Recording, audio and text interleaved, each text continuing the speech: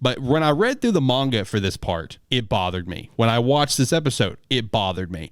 But man, it bothers me so much with the lackluster and so late in the game of Bond getting his sacred treasure. It's just stupid to me. Like, I literally feel like the author forgot about it when he finally got to this point in the manga where he's like, oh, shit, yeah, Bond's the only one that I haven't given the sacred treasure to. His is still technically lost or stolen, as he said.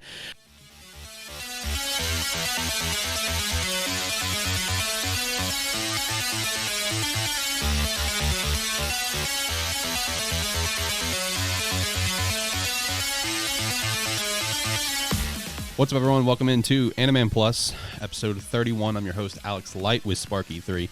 Hopefully, whatever day you're listening to this podcast, you're having a great day. And if you're not having a great day, well, hopefully this podcast can make your day better with our terrible opinions of anime and manga and our analysis on what's going on in the world. Today is April 29th, 2021, and if you're watching the video format, you see that I'm rocking some Chicago Bears gear. Tonight is the first round of the NFL draft, and I am very, very, very nervous. Ryan Pace is on the hot seat. I think he's going to try to be very aggressive, and I'm very scared. So, by the time this episode is posted, the draft will be completely over. So if you guys could go at me on Twitter at AlexLight23 just to see if I'm okay, I'd appreciate that. But if not, hey, that's fine. Whatever. No Josh today. Josh has taken the day off. He's had a rough time at work the past few weeks. It's basically been his Super Bowl season. He works at a pot plant. I know it's not the correct way to, the correct terminology. That's just what I like to call it, pot plant. So with it being 420 recently, he's been very busy. So he's taken the day off. No big deal. But as always, I do have Zach here in studio at AniMan Zach. Zach, how are you doing? I'm doing good. Can't complain. Gloomy ass Thursday. Hey, you say gloomy. It's perfect for me. Well, I work outside, right? So that's why I'm just like, I don't really care for these days, man. I don't care for the gloominess.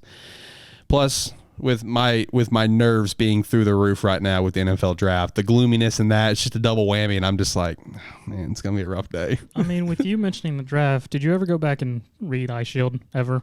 No, but I'm still planning on it, I promise. One day. Look. Just like you'll watch Dragon Quest Episode 3. All right, that was a little uncalled for. First off, I'll get there. It's still in my queue. Now that you mentioned that, I do have to confess, I did think about taking it out of my queue. Admitting defeat that I'd probably never watch it. But then I'm just like, if I do that, Josh will see that, and then Josh will roast me about it, and then it'll never end. So it's still in my queue. We're going to try eventually, but I do plan to go read Ice Shield. All right. See, my priority right now for reading stuff is stuff that's still ongoing. Okay. Is catch up on Fire Force. I'm now done with what was season 1 of Fire Force in the manga, which I'm kind of back up to where I was watching it in season 2. So I'm getting there on Fire Force. Got a new series here today I'm going to briefly touch on called Ranger Reject. Of Weekly Shonen Magazine. Going to be talking about that. I did read those 12 chapters. I'm enjoying that one. Probably Tokyo Revengers might be one of my next reads. To Your Eternity as well. So it's stuff that's ongoing. Ice Shield is, I want to read it. I'm a football fan. I want to see how, as a diehard football fan, I want to see how Ice Shield goes. So I will read it, I promise. You mentioning To Your Eternity, I want to read it, but at the same time I don't. You kind of just want to keep it as a surprise and just watch and just enjoy the ride, or what? No, what it is I don't want to get the feels from the manga and have to watch an anime and suffer twice. That's fair. That's fair. That series is going to be a lot of pain. Another series is going to be a lot of pain that we're going to be talking about here today is 86. Going to be talking about 86 here in a little bit, a new series of the spring 2021 lineup that we think is kind of a dark horse. I would say that's probably the biggest dark horse of the spring 2020 of the bigger series, because everyone's going to be looking at obviously My Hero. Everyone's going to be looking at Shaman King, Eden Zero, Tokyo Revengers, even To Your Eternity, but I feel like 86 might be a little bit of a dark horse to people. We kind of already talked about it before. We're going to be talking about episode 3 here today, and that episode, this series is going to be pain. I can already tell. This is going to be a very painful ride. I don't know. I still think To Your Eternity may be more painful. I could agree as a possibility. We'll see. It's going to be one of the two. So for today, I already mentioned, got Ranger Reject. I'm going to be talking about here later. We do have some solo leveling news. That is something. He's not happy about it. No, I am not. Got some Demon Slayer news, to no surprise at all. We also have some stuff with WWE. I'm not kidding. Yes, World Wrestling Entertainment. We got something to talk about there. I forgot you sent that to me. Yep, that is a thing. We're going to be talking about that here in a little bit. We have some confirmation for an anime for the fall 2021 lineup for Zach to watch. Have fun, Zach. We got some stuff involving some manga sales and circulation. So let's go through the plugs real quick. Lighthearted. I did post this on the Lighthearted Twitter at LightheartedPod. I can officially confirm that Lighthearted is set to come back next month in May. Zach will be alongside me for that return. The Pokemon 25th and Zelda 35th special is set to come out in June. I can officially confirm that. I don't have exact days yet, but I can confirm May, which is good because next month is pretty much the 1 year anniversary of every podcasting thing at Sparky 3. The original AniMan started in May of last year. Lighthearted started in May. Real Talk, those started in May. I mean, next month is our 1 year anniversary of podcasting. So, does everyone hear that graveyard of podcast? All right, hold on. Real Talk, though, is on its way back eventually. Lighthearted's obviously coming back. AniMan was reborn as AniMan Plus and has been doing really well. Okay. I never said they were staying in the graveyard. I just look at them over there. It's the 1 year anniversary next month. Shout out to that. Shout out to 1 year of doing this. Time flies. So anyway, that is some lighthearted news for you guys. You can also go follow us on Twitter at AniMan Podcast, where we put up weekly polls, chapter polls, all those sorts of polls, and we try to share news and a couple other things there. If you want to support us further, the Patreon's a great way to do so. Patreon.com/SparkE3. Don't feel obligated to support us, but if you do, we'd greatly appreciate it. If you got a couple extra dollars under the couch cushions that you want to throw away every month, hey, we thank you for that. Make sure to also go check out our bonus cast that we just recently did for top character introductions and entrances if you haven't already. And then we also have the Demon Slayer bonus cast and spoiler cast that we just put out for the recent movie. Before we actually get into the shout outs, the anime related shout outs, I do want to give a shout out for AniMan Plus. So coming into April, I already kind of mentioned to you, I think I mentioned to Josh about how I didn't think that we would break another month of download numbers, whatever, because but then we put out 3 podcasts. Well, see, the thing is why I didn't think it was going to happen, because we took a week off. That was my main reasoning, is because based on statistics that I have, Bonuscast, Spoilercast, they don't do as well as the regular show, and I get why. I'm not complaining. Yeah. I get it, especially the Spoilercast. Yeah, totally get why they don't do as well as the normal show. Well, once again, for the 5th month in a row, we have broke download records. So shout out to that. And another shout out that I want to give, because I just thought this was really cool when I saw it, is that for anyone that has already started podcasting or videos, streaming, or music, or anything of the sort, I think everyone can agree that in perfect theory here, your first amount of like downloads, listens, views, etc., in theory should be people IRL. Yeah. To support you, help build you up, whatever. So naturally, for all this time, AniMan Plus, our top downloads, has been our home state, naturally. Well, special shout out. Our home state is no longer the top downloaded state. Yep. Texas has actually surpassed us. And I just think that's really cool that we've now just continued to grow, where we're reaching out and building an audience outside the people we know. And I just personally think that's really cool. Shout out to Texas. Also shout out to North Carolina. North Carolina's on the way for number 2 slot. So shout out to North Carolina. But no, I just thought that was really cool. Wanted to give a special shout out to that. Now that those are done, let's go ahead and just jump into the anime manga content for the day. So the first thing we have here on the slate is we got to give some condolences here. Shinsuke Kikuchi. Did I get it? Yeah, sounded all right to me. All right. I may not have butchered something for once. Shout out to that. The composer for most notably Dr. Slump and Dragon Ball has passed away at age 89. He did Dragon Ball Z, even stepped in, helped out, and finished Dragon Ball Z Kai. This guy wasn't involved with Super at all. I know he was also involved with like the Dragon Ball Z special, Son Goku and his friends return, the one that had Tarbell in it, Vegeta's brother. But yeah, this guy has had so many tracks created over time that are legendary. Head Shalaz being probably the most notable one. Mm-hmm. But a lot of the tracks that you heard throughout Dragon Ball Z, this guy helped out with. So shout out to that. Condolences. May he rest in peace. Next shout out we've got is which kind of funny on this one for me personally. We've got some potential anime delays coming in Japan because Japan is currently under the third state of emergency with COVID-19 from the April 25th to May 11th. The reason why it's kind of funny to me because I thought we did hit one. I thought we had a delay, and then it turned out we didn't. Oh. Because when I went to go watch everything Saturday morning, Tokyo Revengers was the only one that was not updated for me. Everything else had its new episode up, so I thought Tokyo Revengers got delayed because of it. And then Josh texts me like later in the day. He's like, "Yeah, I just finished watching all 3 episodes of Tokyo Revengers." I'm like, "Okay, I guess it got put up. I guess it was late though. I don't know." Yeah, I guess so because I know when I checked, I think Saturday evening. Yeah, it was up. Yeah, it wasn't up in the morning. Everything else was 86, To Your Eternity, My Hero. Everything else was up except for that one. So I thought that was a delay. But if you see any delays over these next couple weeks, that is why. The WWE thing. Let's talk about it. WWE and Crunchyroll has partnered up to create a WWE anime. Nothing is known about this other than it is a multi-episode series. Out of curiosity, have you ever watched any wrestling anime? No. Okay. Isn't Tiger Mask one? Tiger Mask, Baki the Grappler. Okay.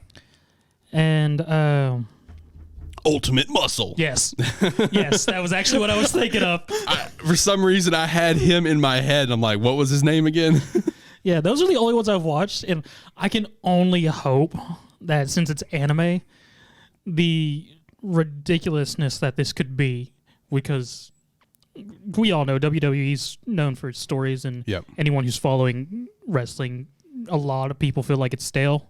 Right. So wrestling plus the ridiculousness that anime can only create the best pay-per-view ever, right? I agree.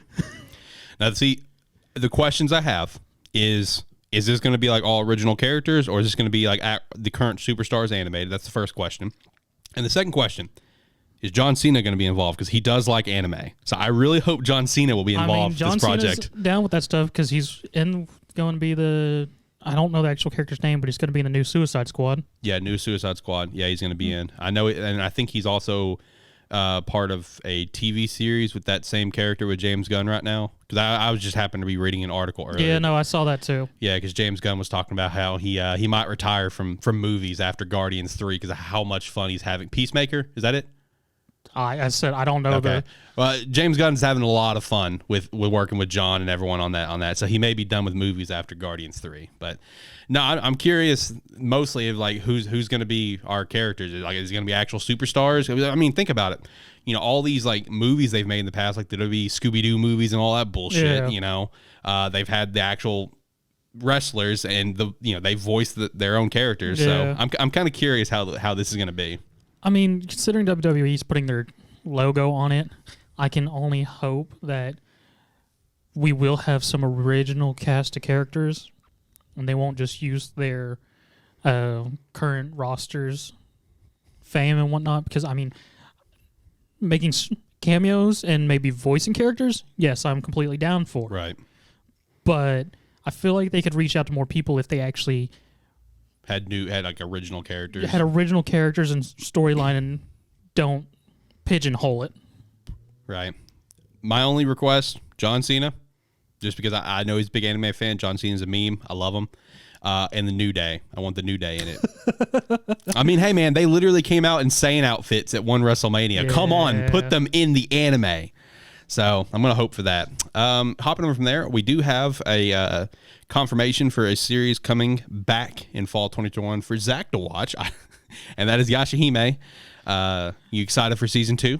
I mean, I have Dragon Quest, so literally it's just going to be Yashahime, Dragon Quest.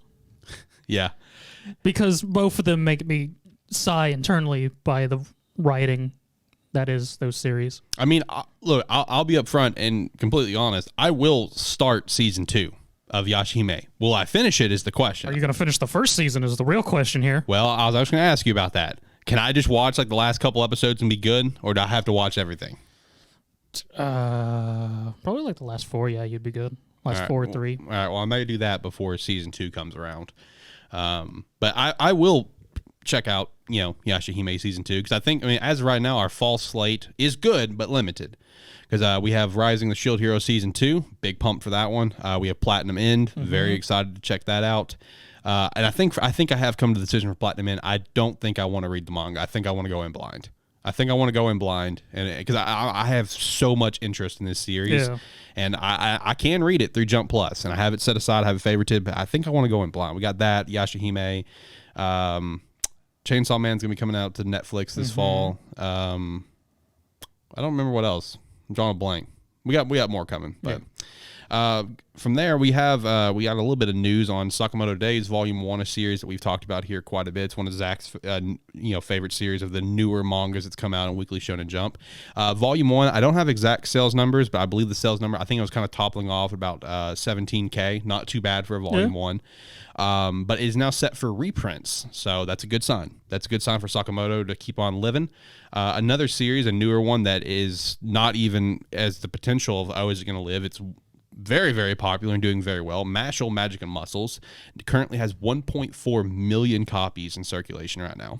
So that is really cool. Shout out to that. Mashal is a giant meme, and I absolutely am here for it. All right, let's hop over to the actual news. First up on the slate, we got Demon Slayer news, to no surprise. We've been talking about Demon Slayer sales and money for a year now. No surprise to us, but for the rest of the film industry, it was sort of a surprise. Yeah, okay, that's fair. Totally fair.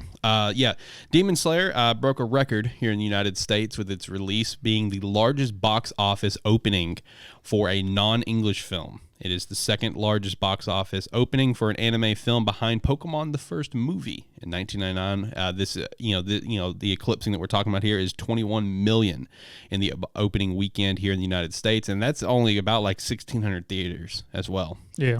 So huge accomplishment there. It doesn't surprise us at all, with everything else that it's done so far. It was sort of funny for me reading about that after we saw it. And just looking at news and people going like, yeah, it's Demon Slayer versus Mortal Kombat in the movie theaters. Mortal Kombat's going to, of course, win, but it looks like Demon Slayer's going to do good. And then people just like, okay, it's only like 2 million apart. That did really good. Yeah. Yeah, it did very, very well. And it's good to note that Demon Slayer was only traditional released in theaters, whereas Mortal Kombat was on HBO Max and several other things. So true. If it had more theaters, I think it would have surpassed it personally, but I'll never know. Yeah, we never will. But I mean, shout out to Demon Slayer for just continuing to break the mold for what we get out of like anime movies and stuff. And also, just because I just noticed it, and I probably should have shouted out earlier, shout out to the fact we got more disc plates.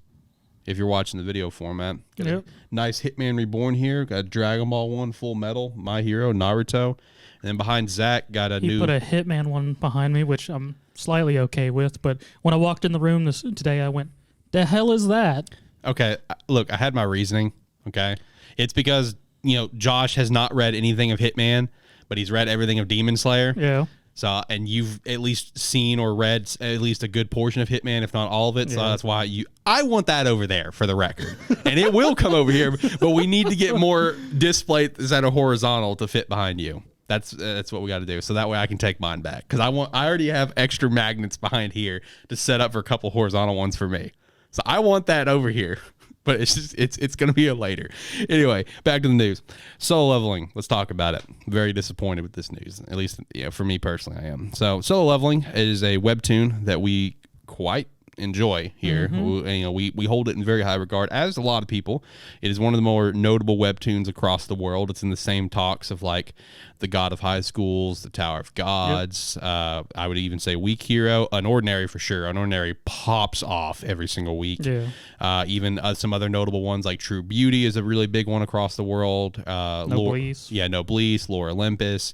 Solo Leveling's kind of but it's really become the same tier because of its incredible action. And obviously we've wanted to kind of become an anime. Well, it is being adapted into a game, said to be a mobile game, to my understanding. But it's also getting a TV drama series that is set to be U.S.-based production. Apparently, Warner Brothers are the first ones to show interest. I do want to note on the whole game thing, the company that is doing that Studio Netmarble. Is Netmarble, in which they did the mobile game Blade and Soul. That's Bleach, right? No. Oh, what's Blade and Soul then? Blade and Soul was a 3D, more or less, adventure game on the phone So think like a Link-esque game, just more Dead Soul vibes. I never played it myself, but I looked into it a bit, and it's more or less just an action-adventure sword swinger. And the servers for it no longer exists, so I don't think you can play it anymore, people. No. Okay. Well, how do you feel about because you've been reading Solo Leveling longer than I have. Yeah. I mean, how do you feel about it getting a TV drama series with U.S. based production? Even if Warner Brothers are one of the first ones to really show interest, how does that make you feel? Because am I against it? No, because it's cool. Because it's just like cool. Solo Leveling's finally getting that recognition it deserves. But what I'm against is the fact that it's not getting anime first. Drama's going to be interesting. Do I think Warner Brothers could possibly do it? Maybe if they have their teams, whoever do the DC series, drama series. Right. Because they do solid on those. But I do not feel like we will get Solo Leveling. I feel like we will get Solo Drama. But I don't feel like we'll get Solo Leveling. But, I mean, we'll just have to wait and see because, it's going to be interesting. Like I said, I'm glad it's finally getting some sort of recognition to get something like that. I'm just disappointed it's not an anime first. Yeah. That's where I'm disappointed. I have question. I know Solo Leveling is not through Webtoon, so I know I don't know how rights kind of go. I don't know who needs to talk to what. I believe Tappy Tunes. I think it's Tappy. I think it's Tappy Tunes. I don't know if Crunchyroll or even Netflix or someone can work out a deal. I know Crunchyroll has the, deal with Webtoon right now, so I don't know if it's like a conflict of interest type of thing. I have no idea how that stuff works. I would like to see a Solo Leveling anime in the near future. It's the question, will we get one or not is the big question. Also random, but, this sort of series fits perfectly for this. I just found this out recently. Did you know True Beauty had a live-action drama series? Yes. I did not know that. Just found that out recently. Thought that was very fascinating. Apparently it's been out for years, too. Yep. Again, did not know that. I stumbled across it one day, but I didn't know what True Beauty was at the time, so I didn't even mess with it. Yeah, I did not know that. I've recently gotten very into True Beauty, so that's why I found that out. I haven't watched it. I just thought it was interesting. But no, the Solo Leveling stuff, it's disappointing to me. Yeah, I'm with Zach. It'll be interesting to see how they do a TV drama series for it, but very disappointing. Anything that is like anime, manga, anything of the sort that gets brought into U.S. production is immediately a red flag, and for me personally, and I think a lot of people. So we'll see how it goes. Let's hop over to the anime talks of the week. So no talks on One Piece because I did not watch 971. I forgot. Because I thought Josh was going to be on the show before I said, hey, man, just take the day off. It's no big deal. So let's kick things off with My Hero Season 5, Episode 5. This episode was... Which episode was this one? Was this... I'm drawing a blank. What was this episode? It was It's the start of the second battle. Right. That's right. Thank you. I remember now.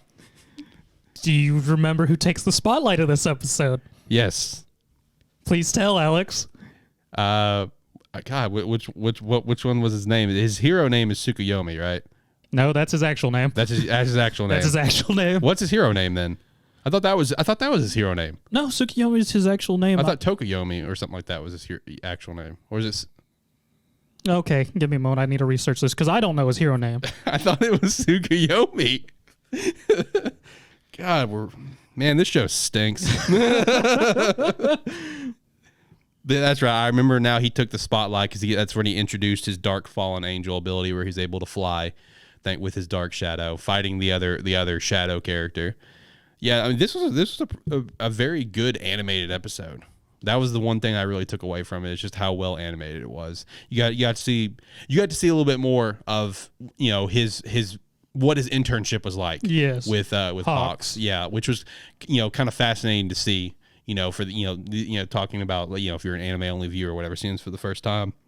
Very fascinating to see how it's played out because it really just kind of played it off as where Hawks really just wanted to use them just to get information. You're right. So I am wrong on this one. His hero name is Tsukuyomi. Okay, that's what I thought. And his name is Fumikage Tokuyami. Okay, I was pretty close. Okay. All right. I just always remember Tsukuyomi, so I associated that with his name. That's all I remember too. Is Tsukuyomi, his hero name. But I mean, it was a good episode because of that. You know, it's never a bad thing to see more Hawks. Hawks is a dope character. Just kind of got to see, you know, more of why he took Tsukuyomi in, and you know, the exact reasons, which was funny because he broke it down in percentages. Yes, which I respect. I love me some percentages.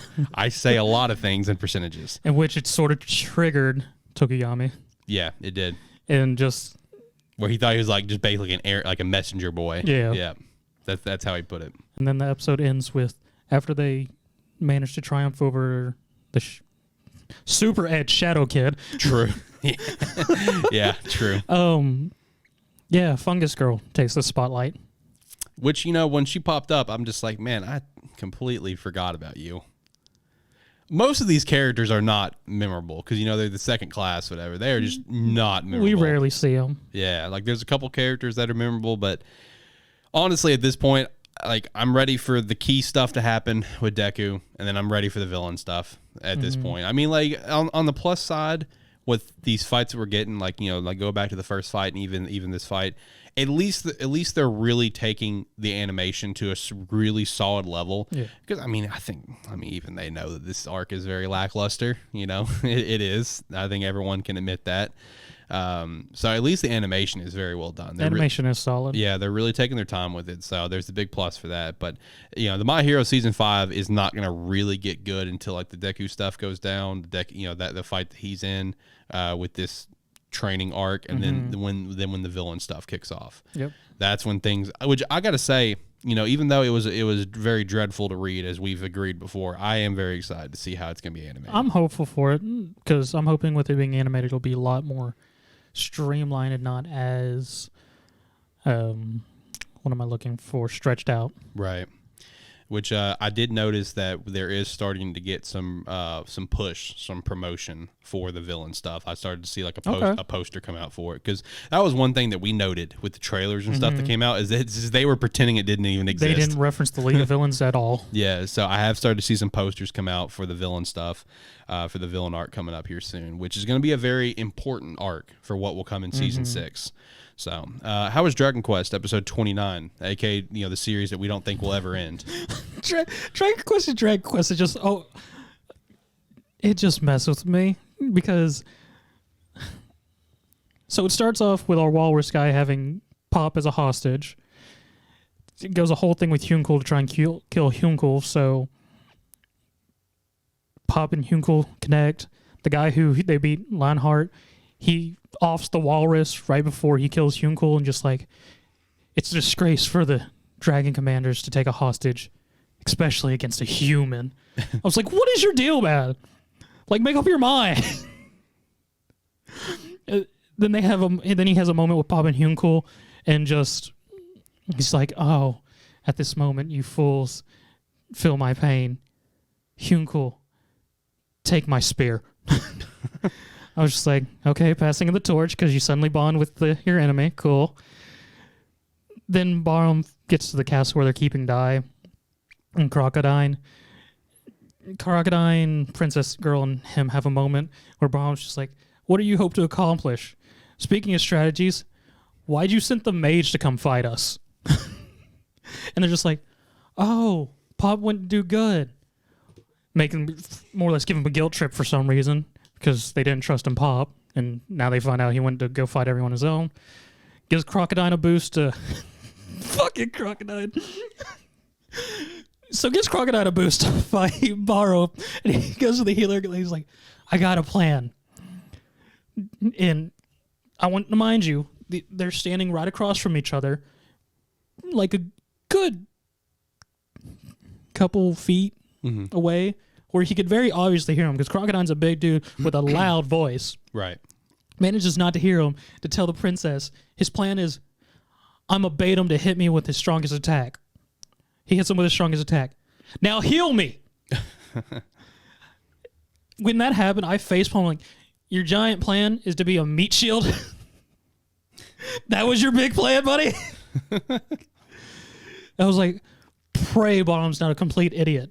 And he's not. The immediately first thing he does, he hits him again, and it's just like, healer, if you get near him again, I'm going to roast you. And he's just like, and she's like, oh no, he needs to be healed, but I can't reach him. I was just like, you are all idiots. Then it just goes on a whole trip of them. After that, they have a whole standoff because Hyunkul and Pop show up, and they have a standoff of, why do you have his spear? He would never give you his spear. He hates humans. He told us your story. We know your wife was killed by humans. I want to point out, his wife was killed by humans, but not in the way it's trying to make it out. She jumped in front of fireballs to protect him. So she did it herself. Yes, humans threw the fireballs, but she did it herself. It's a dumb reason, okay? Then, yeah, Baron does a transformation and ends. He becomes a Dragonoid. So is this a series that you are 1,000% going to see through to the end? Oh, yes. At this point, it's ridiculous, and every time I watch it, I was like, I'm done with you, series. But I had to continue watching it just to see how poorly this flows.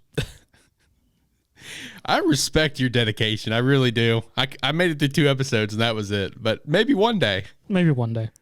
Probably not, but maybe Probably not. But maybe one day. But God, I love that Tokyo Revengers was so much better. Oh my God, dude! Tokyo Revengers. I think we said it, a week last week, whatever. Tokyo Revengers is probably going to be like the second best anime of this spring season. Behind, everyone's going to hold My Hero up on its tallest pedestal, even though this arc that we're in right now is kind of weak. But Tokyo Revengers is probably going to be the second strongest. And this is me also taking out the ones that we don't have easy access to. This is me taking out Shaman, Eden's, and Seven Deadly.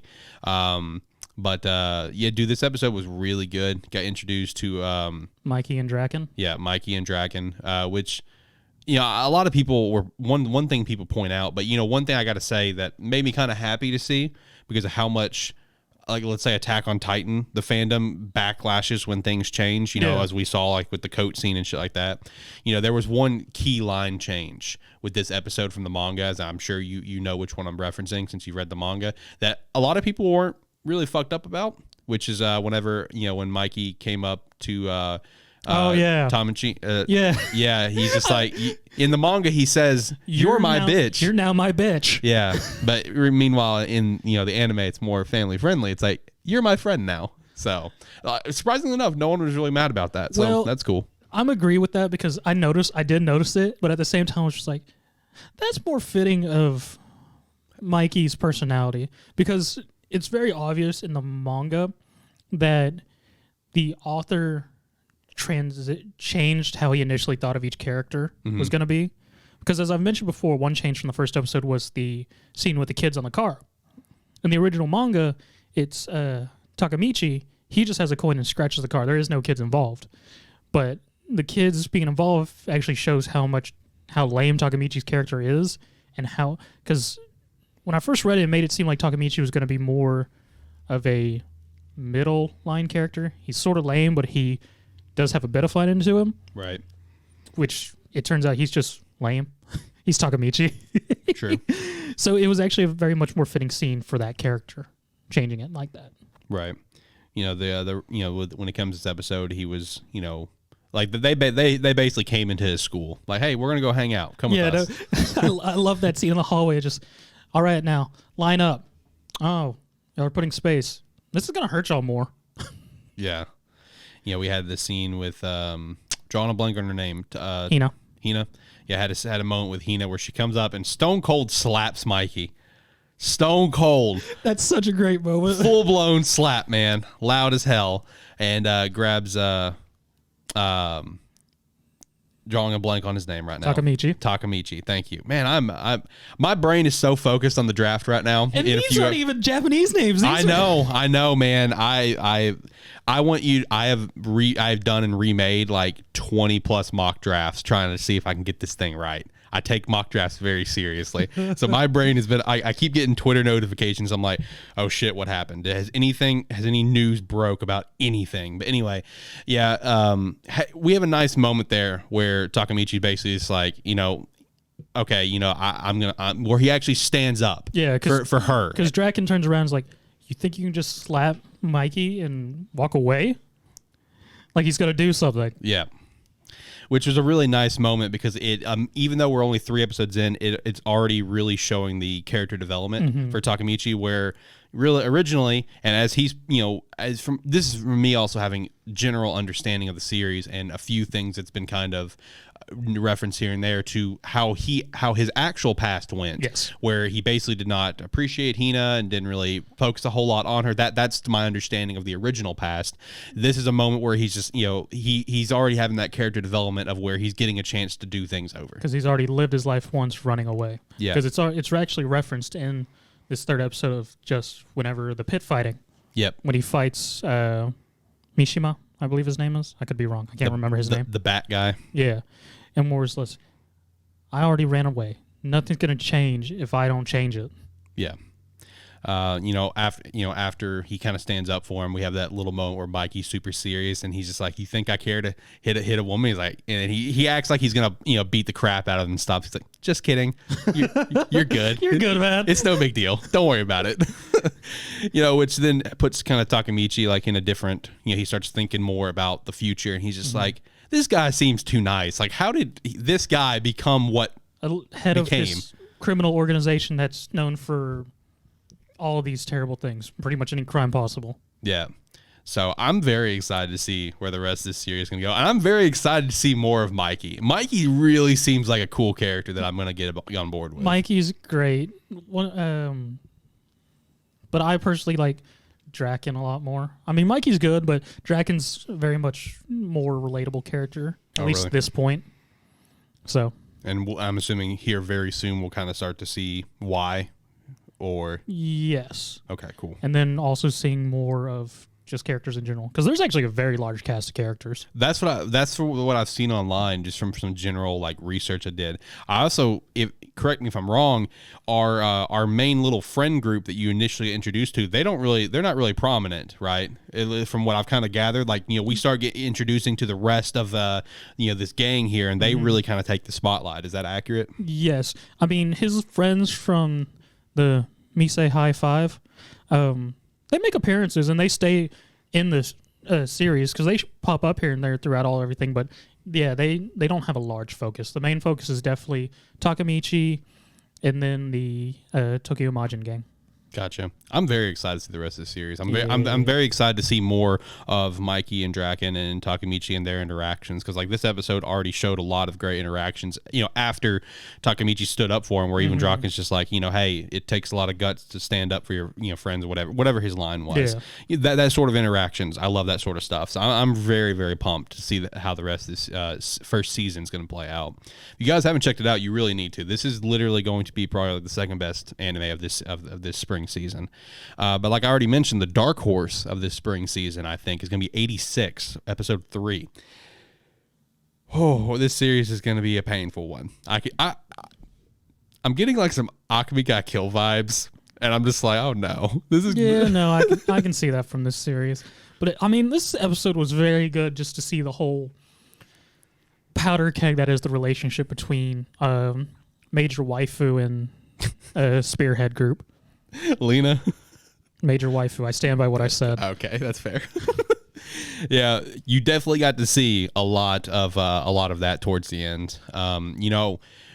With our recording schedule and cycle and posting, I don't feel like it's out of the realm for me to go ahead and say kind of what happens, because this episode already been out for a week. Episode 4 will already be out. We do have a death of a character. I won't name which one, but we do have a death of one of our characters, which if you've seen Akemi got Kill, you understand the reference there. You understand the joke and probably already assume someone died. And then afterwards, like right after it happened, that's where you really got to see what Zach's saying here between Major Waifu, Lena, and our Spearhead Squadron, where one of the Spearhead Squadron was basically just unloading onto her when she's trying to like apologize and like it's like, only if I found these maps sooner. Show actual emotion. What I really appreciate about this episode was how it was shown. Yeah. Because it starts out. I agree. I loved that, how it went back and forth. Yes, because the episode starts out with the Spearhead, with the death and her apologizing, Major Waifu, and actually having the shot on the character who eventually blows up at the end. Then it switches to the actual events beforehand, showing the interactions between Spearhead at their base while they're talking to her at night. Yep. And just actually seeing, more or less, I love the disparity between their actual talking voices and then the actual body movements and facial expressions, since it is very fitting because Major Waifu can't see that while she's talking. She only hears the voices. So seeing that split of them talking to her and hearing how they're actually speaking versus the body language, and then later in the episode when it switches over to Lena and actually doing that same scene, the exact same scene, but from her point of view, from her perspective. Yep. And then also a bit of couple lines here and there that were cut out from the other one. Yeah, so that way it kind of keeps it kind of fresh and new and keeps you kind of rolling through it. And the one thing I really liked about all that is, with this interaction between Lena and the Spearhead Squadron, the character that passes had a prominent thing throughout this, when they're talking, where the character that passes is saying, hey, if that's your mindset, if that's like your ideals, etc., blah blah, then you're naive, and you just ask her up front, are you a virgin? Thought that was funny. that was funny. But then basically just says, hey, you don't need to get involved with us. You need to go ahead and retire. Go ahead and get someone else. You are not cut out for this job. Which really added more to post episode when you finish it, where you're just like, damn, that was so well paced for what was to come. And then the initial death itself was so quick. You almost it was real quick. You almost just didn't know, because Lena is sitting there behind the monitor watching everything. She sees one going off this way, and it is good to note that at this point in time she actually found maps to help the Spearhead so she could give them some sort of topography of the area they're fighting in. Yes, thank you. So she sees one going off with this way, then she looks over the map, she's like, wait a minute, where is that? And she's like, wait, no, do not go that way, and then her mech gets stuck because it's in kind of swampy land. And just that line that she says right there, why is there wetlands here? And then just that low, I don't want to die. And then the episode, and then it basically kind of cuts to black. Yeah. I think then do you go ahead and get the end credits then, and then the scene afterwards? Yes, it was the end credits, and actually skips when Lena says, I'm sorry. And if only I could have gotten it faster or gotten the map sooner or something. Yeah, and it actually takes up right after that initial beginning shot where it's showing, I don't even know his name because I'm not sure if it's said it or not. The one that's going off on her? Is that Haruto? I think's his name. Again, I can't remember. Okay. I think it's Haruto. I could be wrong. Because the initial beginning shot was him sort of really Router just raging, just hearing her sorry. Then the ending after the credits is just that her being mournful, not being able to find the maps, and just showing her in her command seat and just him going off. Yeah. This episode was so well done, man.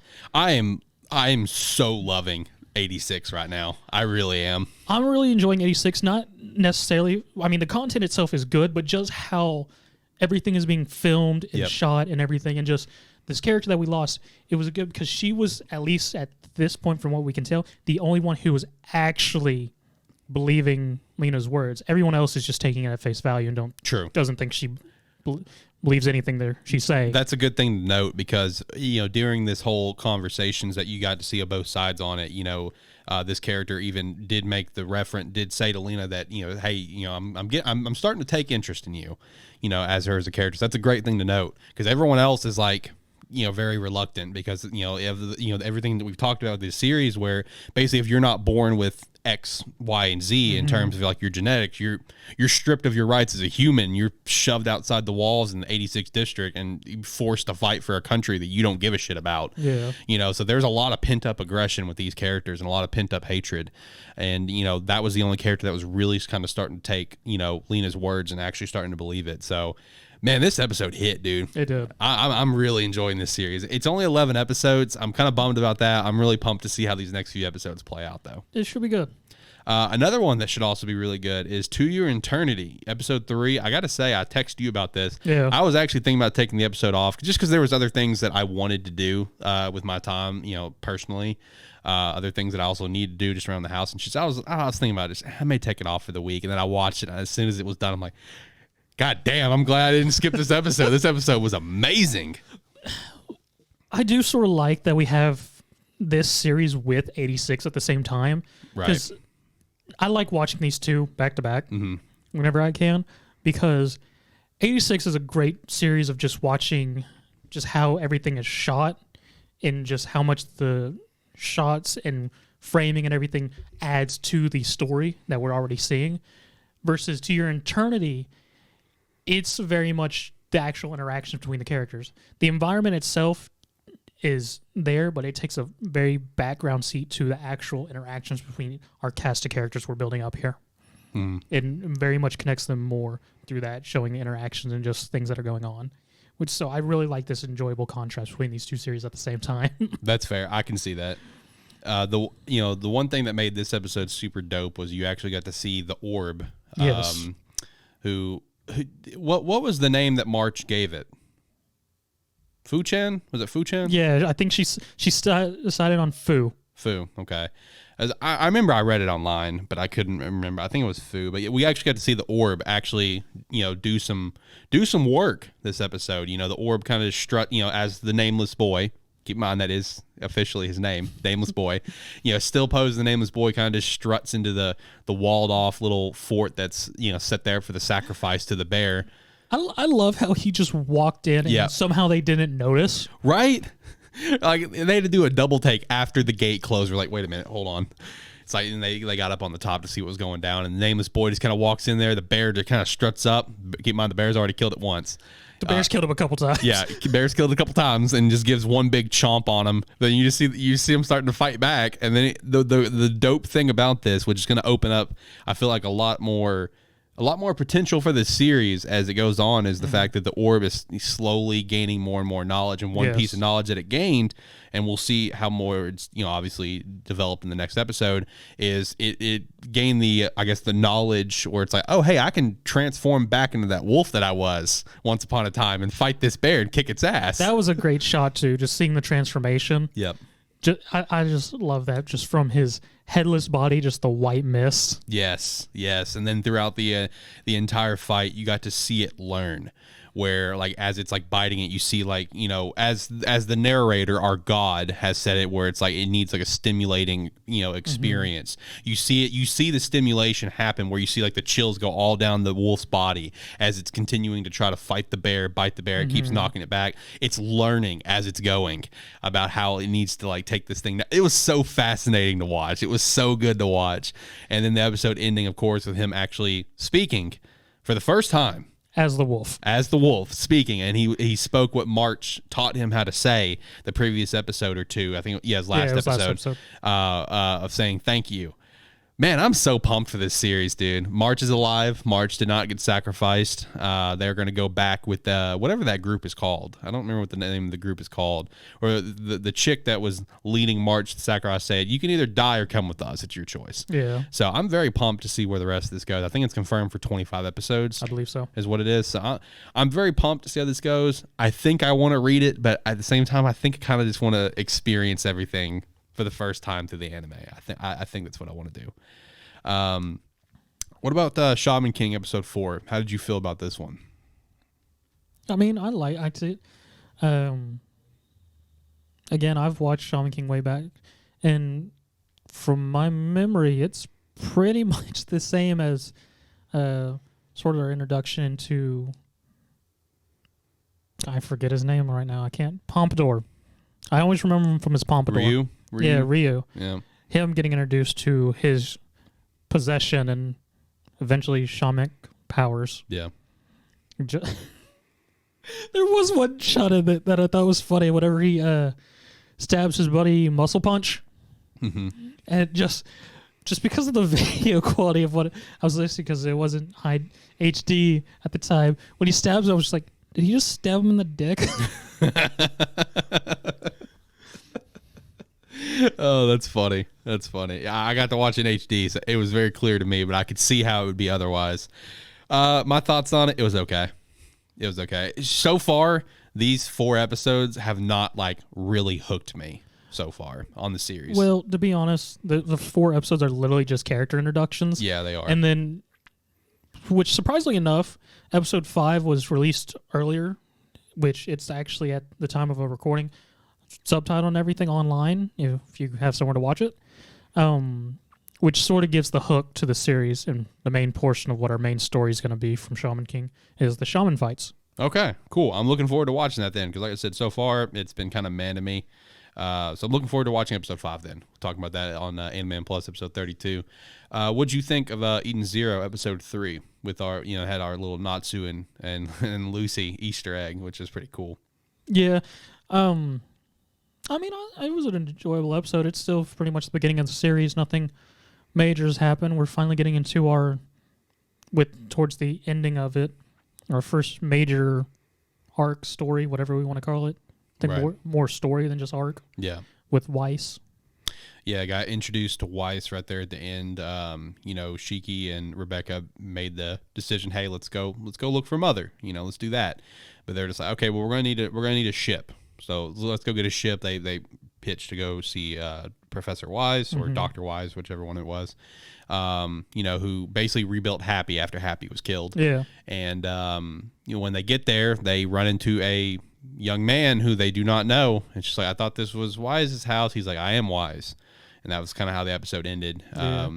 Which, it's going to further, you'll find out more about that in episode 4. But, the cool thing that I'm looking forward to over like the next, let's see if I take a ballpark guess, I'd say 2 to 3 episodes is getting introduced to Elise down getting introduced to Elise to Shiki is what I'm referring to. I was about to say, because she's already been introduced. She makes her first appearance here, and just the fact gives everyone that wears that she's a bad bitch. Yes, she is. So I'm looking forward to those next few episodes where you get introduced to her with Shiki, and from there, that's when you're gonna get introduced to. I think the first one is gonna be Witch, correct? Yes. Okay, of the 4 shining stars. Yes. Yeah, Witch is gonna be the first one, and then after that should be what? Sister, and then Hermit. Or did I? Yeah, it should. Yeah, that's right. Yeah, it should be Sister then Hermit. So looking forward to these next few episodes, which also a little bit of news on Eden Zero, speculation that we already kind of knew, but it did get 100% confirmed. It will be 25 episodes. Cool. So I'm fine with that. No problem. So watching this anime makes me wonder after reading the manga. So we get that shot right there towards the end of 10,000 years into the future. Mm-hmm. And we get the whole thing with, we found 2 human bodies, and it's a B-Cuber necklace they find with Eden Zero. And just knowledge I have from later in the manga, at this point in time, just because of knowledge, that is Rebecca's necklace. Mm-hmm. But at this point in time where we are in the series, she has not actually written that on the back of that. Mm-hmm. Which makes me consider I don't know if I mentioned on here or not, the idea of where they are in time, the story. Because I know I've mentioned it to you privately, but I don't want to mention it now because it is sort of a big spoiler. Yeah. Well, as they've said with this series, time does not matter. Yeah. And I can't help but to think, just because we've seen it happen so many times across series, do you think Hiro forgot about that? What? That little moment right there in like chapter 3, episode 3. Do you think he forgot about that? Because it has just not come back up. No. Based on my speculation on how this story is going, I do not. Okay. It just wouldn't surprise me. That stuff happens. Because you want to know a great example of, I'm not going to talk about Akira Toriyama because he's the most notable. I'm going to talk about someone else. But you want to know an example of a forgotten plot point that was just completely abandoned? Do you remember that early on in My Hero, there was talks of an imposter? Yep. That was completely forgotten about. Yep. I want the anime-only viewers to know, even now where we are in the manga, that is completely forgotten about. I also want you to know that's probably not coming back from just kind of where we are, because it has not been flat out said. There's not an interview. There's not a quote saying so, but sources have said that Hirkoshi did actually forget about it, and he didn't really know how to follow back up on it, so he's just going to ignore it and move forward. So those early talks where they're like, these villains that keep attacking where the students are every single time, we think there's an imposter here in UA. Yeah, that was forgotten about. I forgot about it personally until I literally saw an article about it a month and a half ago. It's like, yeah, do you remember the imposter of UA? I'm like, oh shit, yeah, we never followed back up on that, did we? Next up, we have Seven Deadly Sins, Season 4, Episode 16. So we're currently in the fight with the Demon King. How's the animation? It hasn't been terrible yet. It's not what we were with Bon and the Demon King, I'll say that. It's been fine so far. We get to see, this was a very, very heavily focused Escanor episode. God, I don't know what I can say about this show because I'm trying not to spoil stuff. It was a very heavily focused Escanor episode.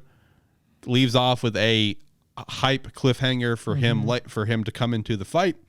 And the episode actually ended with the other 5 sins coming over to where Meliodas is. Escanor, the 6th sin here, he will also be on the way at some point. But it was a nice little ending, a nice little like good old friendship ending with all the sins, where you see a bunch of stuff land into the water where Meliodas and Elizabeth are, and all 5 of them are there.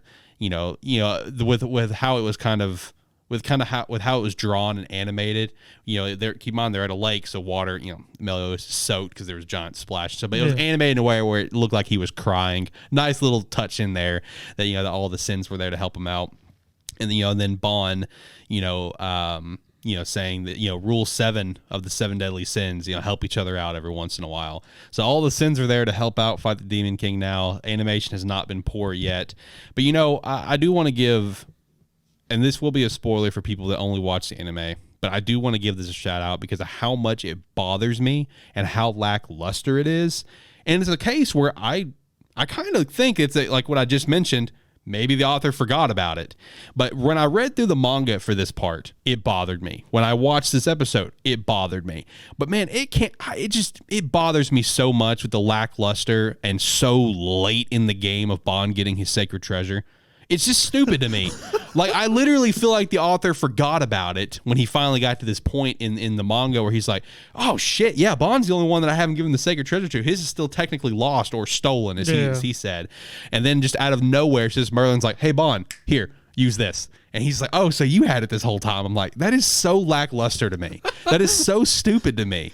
Like, when I watched this episode and he got his sacred treasure, I'm just like, man, did he forget? Can the author just go ahead and confirm or not? Yeah, I did forget about it. Or I don't know why he thought this was like a good time late in the series. The series does not go much further beyond that to finally give him his sacred treasure. And it just seems stupid to me that Merlin's like, oh yeah, here, I had it the whole time. That she also had Meliodas as well, but she gave that back to him right at the beginning of season 2, I think. I don't know, it's dumb. It's just really dumb to me that now is the time where you want to give it to him. So you're telling me when Bond went to go save Meliodas from the 7 Commandments, you couldn't have given it to him then? I feel like he could have really utilized it then. Just saying. But I don't know. That was the only thing. That was the only really bad part about the episode, which that more just has to do with the writing of the series, in my opinion. I know that's a big spoiler for people that only watch the anime, but I had to talk about it because it really bothers me. It bothered me when I read it. It bothered me when I watch it. What was your favorite episode of the week? I would have to say 86. I agree. 86, episode 3. That's 2 weeks in a row for me and you both. Yeah. 86 gets favorite episode. Check out 86, please. It is on Crunchyroll. It is a good series. I think it's going to be the dark horse of the spring season. All right, let's go over to the manga stuff. Before we do our ratings, I guess I'll go ahead and talk about Ranger Reject now, and then we'll hit all of the ratings. So Ranger Reject is a newer series of Weekly Shonen Magazine. It started back in February, and when it started up, it immediately caught my interest because Ranger Reject is a Sentai-inspired series, or Power Rangers here in the West, and that immediately caught my interest. I've got like 20 seasons of Power Rangers knowledge under my belt. I grew up on Power Rangers. I love superheroes. I love Power Rangers. I grew up on that stuff. I watched everything from Mighty Morphin. I think the last season that I fully watched, I think, was Mystic Force. I mean, that's about 20 seasons, because Mighty Morphin was 3 seasons plus the spinoff Alien Rangers, whatever. But I watched a lot of Power Rangers as a kid. So when this manga came out, I was immediately interested, but I didn't want to necessarily hop into it. I wanted to see how it'd do.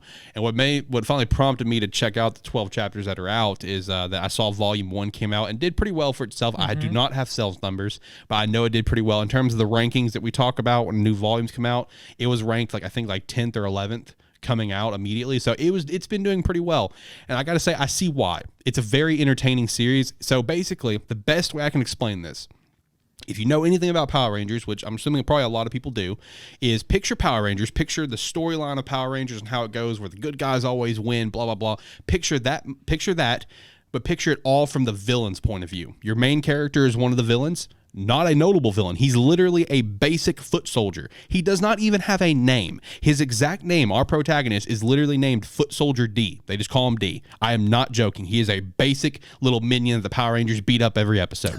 That is literally who our main character is. All right. So picture that. Picture Power Rangers from the villain's point of view, but then add on a dark twist to the Rangers. Okay. Our Rangers are not good people. They are not good people, which adds the whole, what makes it really interesting from what you know of Power Rangers.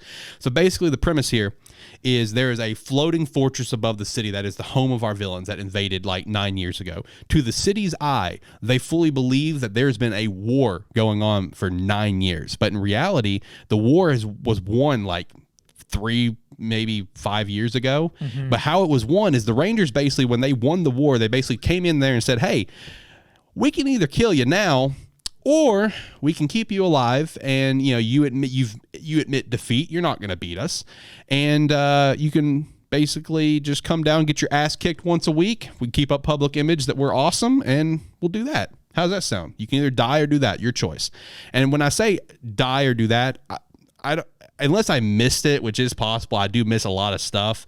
I'm pretty sure these villains can actually die, but at the same time, they don't. Like they are like, so when these villains are beat every single week, they are like basically they're immortal and they're resurrected and they're brought back in the castle. But to my understanding, if the Rangers use their sacred tools, which is kind of like, if you watch Power Rangers, every Ranger has like their own special weapon. Like, let's talk about Mighty Morphin. Red had the sword, Blue had the spear, the whatever. That they have if they use those, they can actually kill them, to my understanding. So our main character, for example, he's immortal and he gets like limbs chopped off all the time, his head cut off all the time, but he always keeps coming back, whatever, because it's just basic people killing him.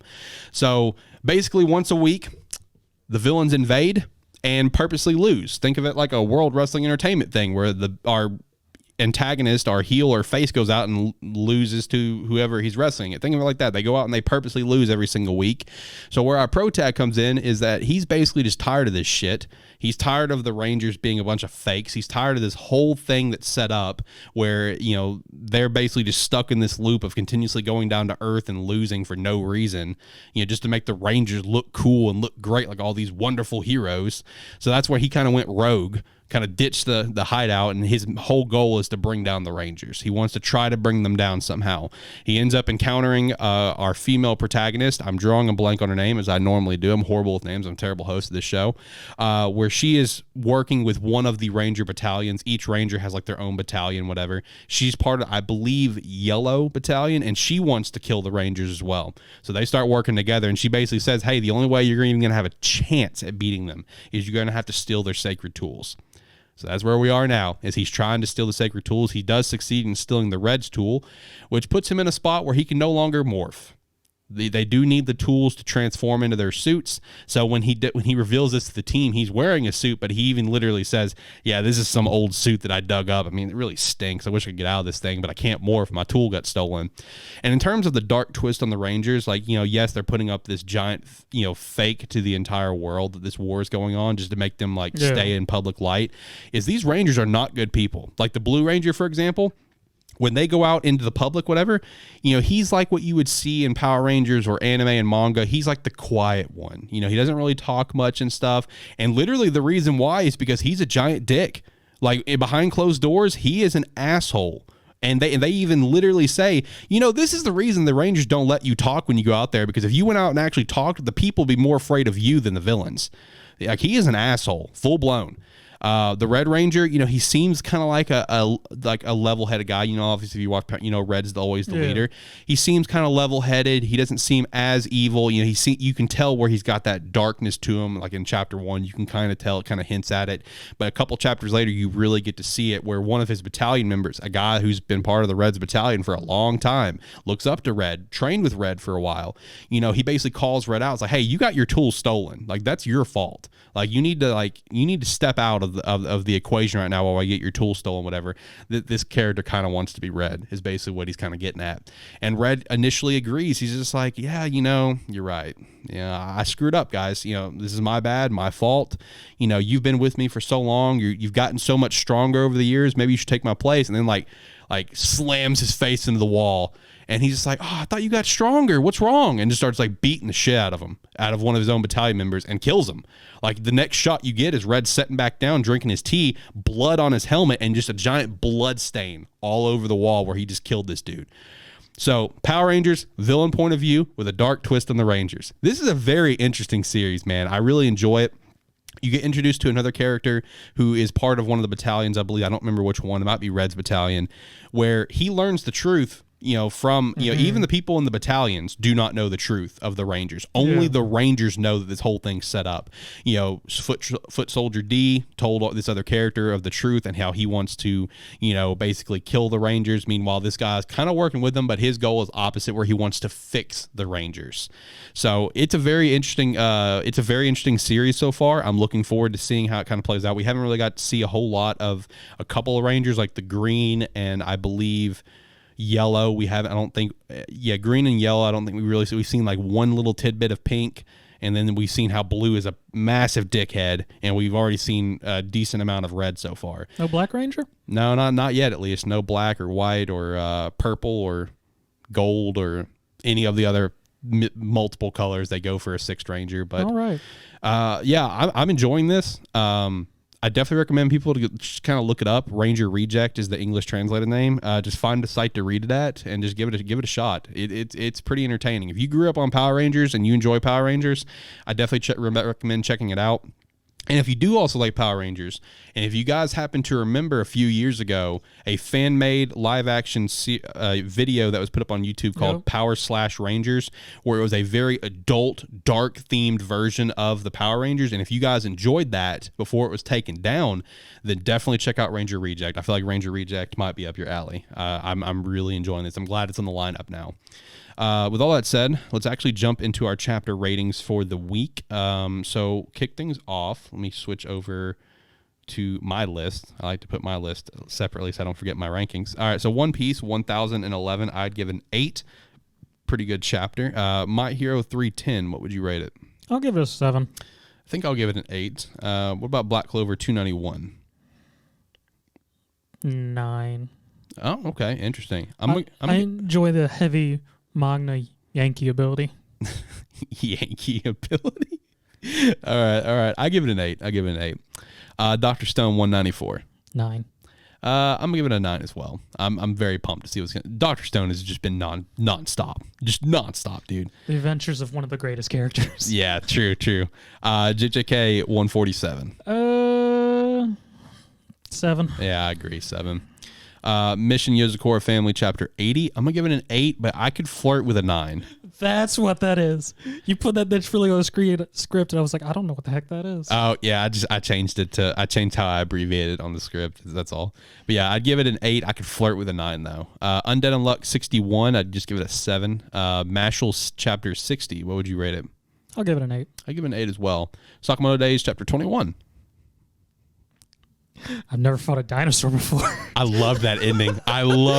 He's like cracking his knuckles as he's about to gear up to fight a dinosaur. It's so stupid. I give it an 8. I give it an 8 too. What about Elusive Samurai Chapter 14? This is getting better. Yeah, no, it's pretty much what I was expecting to happen with it, just because of how it was setting up. I mean, yeah, it's getting better, but for the chapter itself, I'd only probably give a 7. I'd give it an 8 personally because I really enjoy this character, our thief character. Mm-hmm. I'm really enjoying him. ITLC Chapter 13, I'd give it a 7. Witch Watch Chapter 12, I'd give it a 5. Same. Yeah, 5. The only moment really worth it was when Nico went Super Saiyan. True. This series is getting axed. ITLC, I think, is going to get axed too. Witch Watch, I think, will get axed. And I'm very curious to see how Ball Parade will do when the volume comes out, because I could see Ball Parade potential. The only one that's safe out of that batch is Elusive Samurai. Yes. Shonen Jump is very adamant that Elusive Samurai is going to be something good. But the other 3, man, I could see all 3 getting axed. Ball Parade, I'm hoping for it. I mean, the thing that's really hurt it is just its slow pacing. Yeah. Because as I've mentioned before, it's a sports manga, but unlike most sports manga, it doesn't have an established team that are characters. The team has to be built. In which I feel like it's going in a good direction, because after finishing up our story we looks like it's going to introduce, whenever it comes back, at least 3 new characters for the team possibility. Right. Which, I got to say, I do want to give one point out. If it introduces a lot of characters at once, that tells me that it could potentially get axed, because that means they're trying to speed it up and get the series done. You know what I mean? That I'm not saying for sure. It's you get what I'm saying. No, it kind of seems like a red flag. It's like a double-edged sword. It's either they're picking up the pace so that they can get to the main story, or it's possibly going to be axed, so they're trying to get at least to a good point to end it. So yeah, I don't know. We'll see. But anyway, chapter 11. What would you rate it? 7. I give it a 7 too. Blue Block chapter 3. 7. Give it a 7. Are you reading Candy Flurry? Yeah. What do you think of chapter 2? 6. I give it an 8. I like Candy Flurry. I think Candy Flurry is pretty cool. I mean, it's still opening. I mean, it's slightly interesting, but I don't know. Nothing really attached me to it yet. I think it's wild and wacky, and I'm here for it. Let's see. My Hero Vigilantes chapter 100. I do want to give a shout out that Vigilantes has officially entered its like final arc. Like we are nearing conclusion of the series. I would give this chapter probably a 7. I could flirt with an 8. But Vigilantes is nearing the end of its run here. Tokyo Revengers 204. What would you rate it? 8. Eden Zero 141. 7. I'm giving this one a 9. I'm pumped. I'm so pumped. Yeah, you are the build-up guy, though. Yeah, I am. I'm a slut for a good build-up. You said 9. I went, it wasn't that good, was it? I'm a slut for a good build-up. 7 Deadly Sins, Four Nights of the Apocalypse, chapter 14. This one's just a 7. But I think the next couple could be a lot better. This is just kind of like aftermath, kind of build-up stuff. Ranger Reject, chapter 12. I would give that one just a 7. God of High School 513. 6. I give it a 7. Unordinary 230. 6. Yeah, you didn't care for this one? I mean, it was character building, but yeah. I give it an 8. I love the character building behind this one. Soul Leveling 149. 7. I give this one an 8. Weak Hero 135. 7. 7. And then lastly, El Cid 109. 8. Favorite chapter of the week? Dr. Stone. I think this week I'm going to break the trend. I'm going to say Eden Zero. I think Eden Zero is like you just said, I'm a big build-up guy. Yeah. I love the build-up, dude. No, this episode was dope, man. You know, I loved it. Shiki's just like, don't worry, guys. Drop me off. I got this. Yeah. I thought it was cool. I was killed by Hermit's comment. His stats are higher than we expected, but his stats isn't the only one that was unexpected. That's fair. That's fair. All right. Well, I think that wraps up for the week. I think we got everything that we got to hit. If you guys made it all the way to the end for this, I do appreciate you. Make sure if you're watching the YouTube version of this, make sure to subscribe to the channel. We'd greatly appreciate it. Give us a thumbs up or thumbs down. Doesn't really matter. Our life's going to keep on going. Comment below on anything that we talked about here today. If you're a Soul Leveling fan, comment below on your thoughts on a TV drama that is U.S.-based production. Your thoughts there, if it's kind of on the same par. If you guys have happened to check out 86, please let me know. I'm very curious if anyone's going to check that out. Same thing with Ranger Reject. Don't like, doesn't matter. Subscribe, though. We definitely appreciate the subscribe. The first 3 videos we put up, they did pretty decent. I liked what I saw out of them, you know, plus on top of the other just audio downloads for everything was up. I like to see that, too. That's really awesome. We greatly appreciate all your support there. And if you want to support us further, the Patreon is a great way to do so. Patreon.com/Sparky3. We'd extremely appreciate it. But, again, if you can't, it's not a big deal. Just listening to the show, be a friend, tell a friend about the show, and we greatly appreciate all that. You can go follow us on Twitter at AniMan Podcast, and then we also have at Lighthearted Pod. Lighthearted being my gaming movie TV podcast that is, like I said at the beginning of the show, set to come back in May for sure. Very excited. I'm so pumped for Lighthearted to come back because of the potential like new people that's going to be involved with the show. You know, Zach will be on the show with me to kick things off, but we may have some new people involved, and I'm really pumped to get them on the show. I think they're both going to be electric in their own ways. I really do. I think they're going to be electric, and I'm here for it. I mean, I feel like there's going to be a separate spectrum between the two, so that's true. There is. They're both going to be very electric in their own ways. So I'm very pumped to get them on the show. I think I hit everything I need to hit. Zach, you got anything? Just for all of our audio-only users, please like, rate, comment, subscribe. Anything your platform allows, it does help us. And then for YouTube, he always said subscribe. But if you do actually like watching what our podcast and whatnot, do hit the bell to let it notify you whenever we do post one of these up. In case you forget what day we post it up, which is Sundays. Sundays, yes. We did change the Sunday upload, 8 a.m. Central Standard Time. And, if you hit the notification bell, we have a lot more content on the way. 'Cause, with AniMan Plus and Lighthearted, we have 4 more podcasts that are currently in the works to come out sometime throughout this year. So very exciting times right now here at Sparky 3. Lots of good times on the way. But that's going to do it from us, guys. If you made it all the way to the end, we greatly appreciate you for that. And until next time, have a good one. Bye.